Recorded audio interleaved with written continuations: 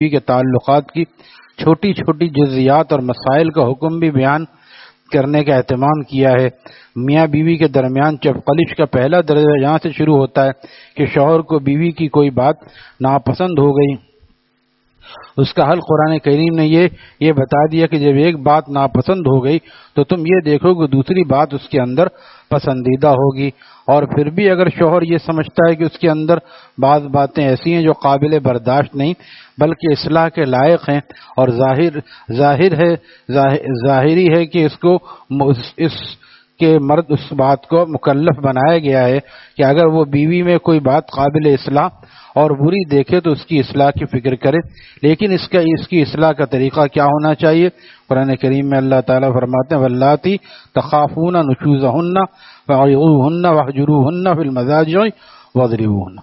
اس سب سے پہلے ان کو نرمی، خوش اخلاقی اور محبت سے نصیحت کرو۔ فعظوہن، ان کو واز جو ہوتا ہے وہ نرمی اور محبت کے ساتھ ہوتا ہے، اس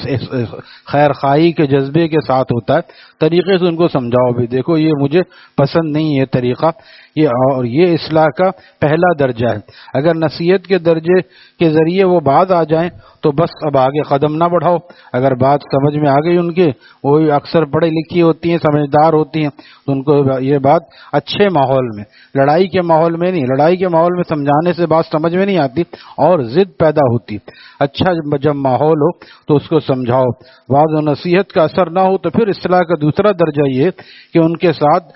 ساتھ سونا چھوڑ دو، واہجروہن فی المضاجع، ان سے جدائی اختیار کرو سونے کے معاملے میں اور ان کے ساتھ سونا چھوڑ دو، اپنا بستر الگ کر لو۔ اگر ذرا بھی سمجھ ہوگی، فہم میں درستگی ہوگی تو بات آ جائیں گی کہ میرا شوہر مجھ سے ناراض ہے، اور اس سے امید ہے کہ وہ اپنے بات سے رجوع کر لیں گی۔ بستر الگ کرنے کی تفصیل آگے مستقل حدیث کی تحت آ رہی ہے۔ اور اگر اصلاح کا دوسرا درجہ بھی کارگر ثابت نہ ہو پھر تیسرا درجہ اختیار کرو، وہ ہے مارنا۔ لیکن مار کیسی ہونی چاہیے اور کس قدر ہونی چاہیے، اس کے بارے میں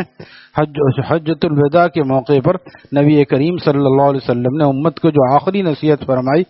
ان میں سے یہ بھی نصیحت تھی کہ یعنی اول تو مار کا مرحلہ آنا بھی نہیں چاہیے، اور اگر آئے تو اس صورت میں اس کو صرف اس وقت استعمال کیا جائے جب اس کے علاوہ کوئی اور چارہ نہ رہے، اس لیے کہ مار بالکل آخری چارہ کار ہے، اور اس میں یہ قید لگا دی کہ وہ مار تکلیف دینے والی نہ ہو۔ اب یہ کیسے ہوگا؟ درد یہ مشکل کام ہے، اسی لیے اسے منع کیا جاتا ہے، یعنی اس مار سے تکلیف دینا مقصد نہ ہو۔ اور آج اتنی تکلیف دیتے ہیں کہ اس کو جب تک چوٹ نہ لگے، اس کو تکلیف نہ ہو، دل کو سکون نہیں ملتا، تو یہ گناہ ہے۔ بلکہ تعذیب مقصود ہو، تعذیب مقصود، جیسے بچوں کو ہاتھ میں چھڑی لگاتے ہیں تاکہ مقصد یہ ہے کہ یہ دیر سے کیوں آتا ہے، اس عادت کو چھوڑ دے، نہ کہ اس کی پٹائی کرنا اور اس کو اتنے زور سے مارنا کہ اس کے جسم پر نشان پڑ جائے اور چوٹ لگے۔ تو تعذیب مقصود ہو، تہذیب مقصود ہو، اور تعذیب مقصود نہ ہو عذاب دینا، اور اصلاح مقصود ہو، تکلیف دینے والی ایسی مار جائز نہیں جس سے نشان پڑ جائے اور جس سے چوٹ لگے شدید۔ مارنے کے بارے میں مزید تفصیل انشاءاللہ آئندہ حدیثوں میں آئے گی۔ اور جب نبی کریم صلی اللہ علیہ وسلم اس دنیا سے تشریف لے گئے اس وقت 9 ازواج مطہرات آپ کے نکاح میں تھیں، اور وہ ازواج مطہرات آسمان سے نازل کیے ہوئے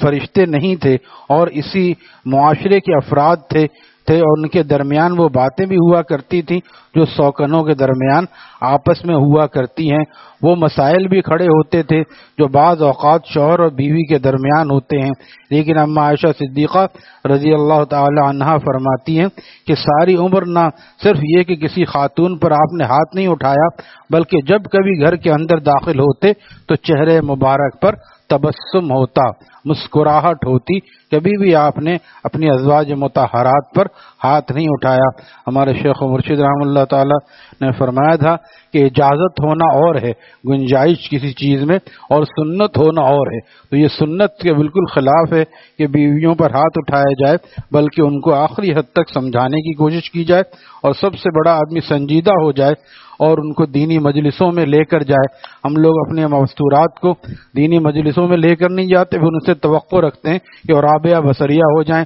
وہ نماز کو اتنے خشوع و خضوع سے پڑھیں، وہ اس طرح پردے کا اہتمام کریں. اس کے لیے ان کو ماحول مہیا کرنا ہمارا کام ہے. اللہ تعالی ہمیں اپنے ساتھ اپنے گھر والوں کی فکر بھی نصیب فرمائے. الحمدللہ.